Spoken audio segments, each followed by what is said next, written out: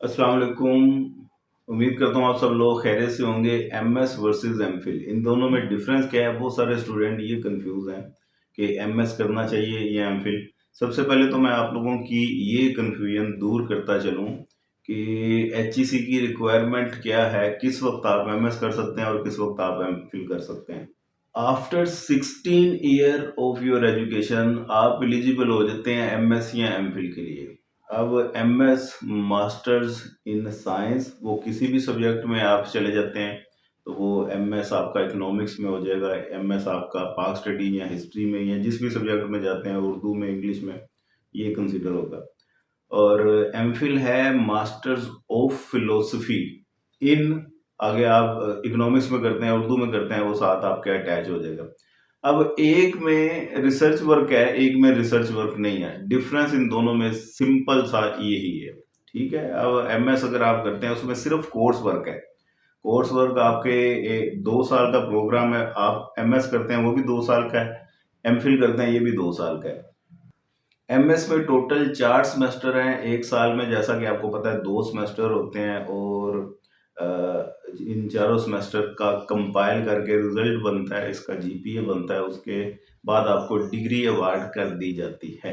ये बिल्कुल semester system वो जूनियर क्लासेस में जिस तरह आप करके आए हैं, जिस तरह बीएस में सेमेस्टर सिस्टम होते हैं, उसी तरह इसमें भी ये सारा काम चलता है।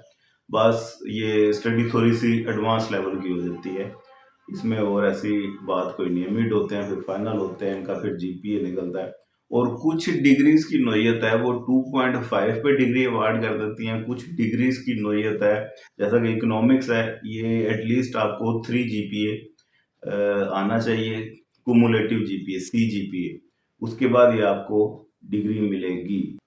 और अगर आप एमफिल की तरफ जाना चाहते हैं तो वो 1 साल का आपका रिसर्च वर्क है और 1 साल का कोर्स वर्क है। पहला साल आपने उसी तरह सेमेस्टर सिस्टम में अपने ये कोर्स वगैरह वो कंप्लीट करना है, जो से भी आपको कोर्स वो ऑफर करेंगे।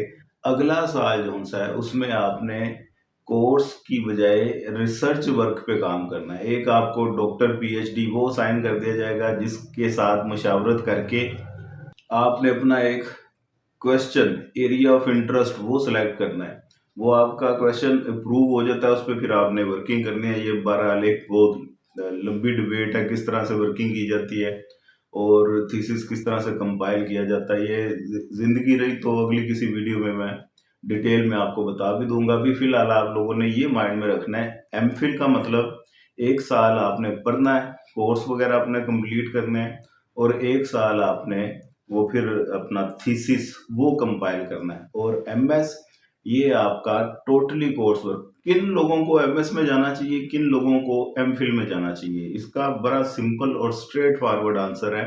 अगर तो आगे फर्दर आपका पीएचडी का प्लान है तो आप एमफिल को प्रेफर करेंगे, ठीक है। क्योंकि अगर आप एमएस के बाद पीएचडी में जाते हैं तो वो पहले आपको थीसिस करवाएंगे, वो आपका 6 माह 1 साल आपका वेस्ट होगा बाद में।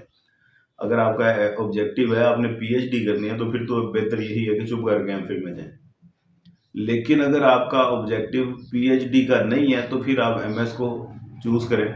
बहुत सारे ऐसे सरकारी मुलाजमीन हैं जिनकी ये अलाउंस या स्कॉलरशिप की नीयत होती है। गवर्नमेंट ने कहा है कि जिसके पास 18 ईयर एजुकेशन होगी उसको पर मंथ 5,000 या 10,000 एक्स्ट्रा से बोनस मिला करेगा। तो बाज इस लालच में आगे फर्दर स्टडी करना चाहते हैं तो ऐसे लोगों के लिए फिर मेरा मशवरा है कि वो चुप करके एमएस कर लें, ठीक है। क्योंकि पीएचडी उन्होंने करनी नहीं है, उनका सिर्फ 18 ईयर एजुकेशन का मकसद है। तो आप भी देख लें आपका ऑब्जेक्टिव क्या है, आपने आगे रिसर्च वर्क को अडॉप्ट करना है या आपने सिर्फ कोर्स वो ही अपने कंप्लीट करने हैं। उम्मीद करता हूँ इन दोनों के दरमियान आपको फ़र्क समझ लग गया होगा। अगली बहुत जल्द एक वीडियो बनाने जा रहा हूँ मैं, इनफैक्ट कल या परसों तक, वो भी इंशाल्लाह अपलोड हो जाएगी, जिसमें मैं डिटेल में बताऊंगा कि इन दोनों का क्राइटेरिया क्या है, आप एडमिशन कैसे ले सकते हैं, इनकी पॉलिसीज़ क्या हैं और किस यूनिवर्सिटी की क्या फ़ीस है और उसकी क्या डिमांड है। दुआओं में याद रखिएगा, अपना ढेर सारा ख्याल रखिएगा। खुदा हाफिज़।